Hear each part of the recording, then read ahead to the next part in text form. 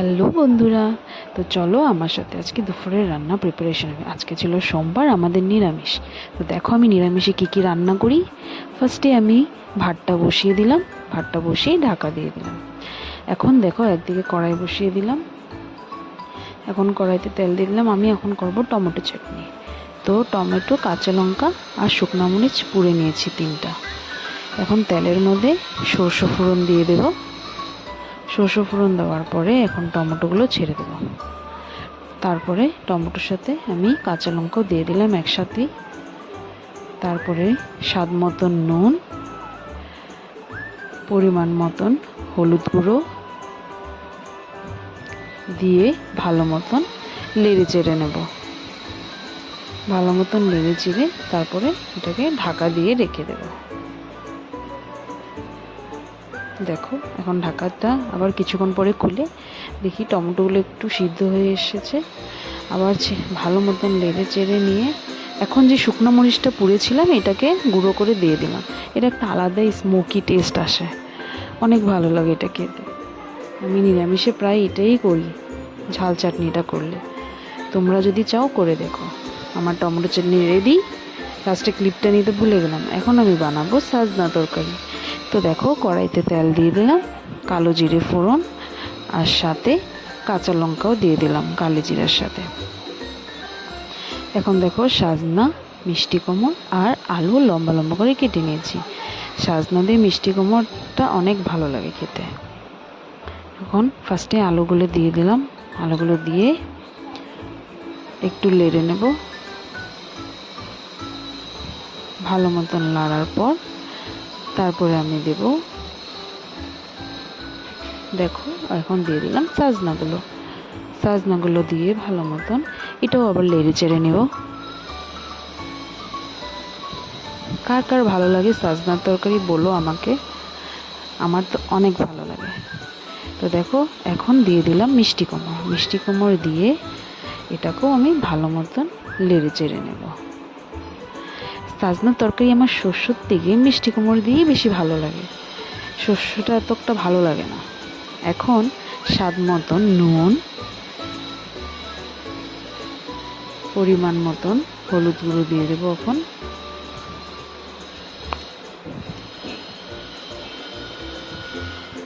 তারপরে সাথে একটু সামান্য জিরের গুঁড়ো দিয়ে আবার এটাকে ভালো মতন নেড়ে চেড়ে এখন এটাকে আমি 5 মিনিটের মতন ঢাকা দিয়ে রেখে দেবো, স্টিমটা কমিয়ে। ঢাকা দিয়ে দিলাম। কিছুক্ষণ পর আবার ঢাকা উঠিয়ে দেখলাম এটা ভালো মতন একটু মোটামুটি মজিয়ে গেছে। এখন আমি একটু এটাতে জল দিয়ে দেবো, একটু সামান্য, বেশি না, একটু মাখো মাখো হওয়ার জন্য একটু জল দেব। জলটা দিয়ে আবার একটু ভালো মতন নেড়ে চেড়ে আবার এটাকে একটু সময়ের জন্য ঢাকা দিয়ে রেখে দেব। তারপরে দেখো এই তো আমার রেডি, মোটামুটি এখন পুরো হয়ে গেছে, একটু মাখা মাখা। এখন আমি একটা বাটিতে নিয়ে নিচ্ছি। এই দেখো আমার সাজনা মিষ্টি কুমড় আলু দিয়ে তৈরি। এখন দেখো আমি কাঁঠালের তরকারি বানাবো। কাঁঠালটা এক সাইডে সিদ্ধ করতে বসিয়ে দিয়েছি নুন হলুদ দিয়ে। এখন একদিকে আমি আলুটা ভেজে নেব। তো কড়াই বসিয়ে তেল দিয়ে একটু নুন আর একটু হলুদ গুঁড়ো দিয়ে এটাকে একটু নেড়ে নেব। নাড়ার পর এখন আমি আলুগুলো দিয়ে দেব।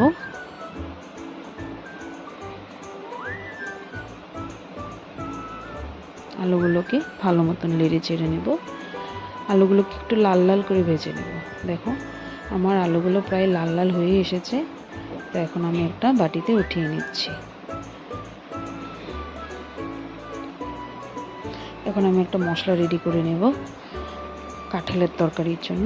নুন দিয়ে দিলাম, তারপরে হলুদ গুঁড়ো দিলাম, তারপরে একটু জিরের গুঁড়ো, তারপরে একটু ধনে গুঁড়ো আর একটু সামান্য লঙ্কা গুঁড়ো। আমাদের বাড়িতে লঙ্কা গুঁড়োটা ভালো পায় না, তাও আমি কোনো সময় মাঝে মধ্যে একটু ইউজ করি। আর জল দিয়ে এটাকে ভালো মতন একটু গুলে রেখে দেবো। একটু গুলে রেখে দিলে কি এটা একটু মশলাটা ফুলে যাবে, একটু ঘন হয়ে যাবে। এরকম করে দিলে তরকারিতে একটু বেশ ভালোই লাগে। এখন দেখো ভাজা তেলের আলুগুলো আরও একটু তেল দিয়ে এখন আমি তেজপাতা দিয়ে দিলাম। তেজপাতা দিয়ে এখন একটু গোটা জিরে, একটা দারচিনি, তারপরে একটা শুকনো লঙ্কা দিয়ে এটাকে একটু নেড়ে চেড়ে নেব। একটু হালকা গন্ধ আসার পরে এখন আমি আদা, কাঁচা লঙ্কা আর টমেটো পেস্ট দিয়ে আবার এটাকে নেড়ে চেড়ে নেব।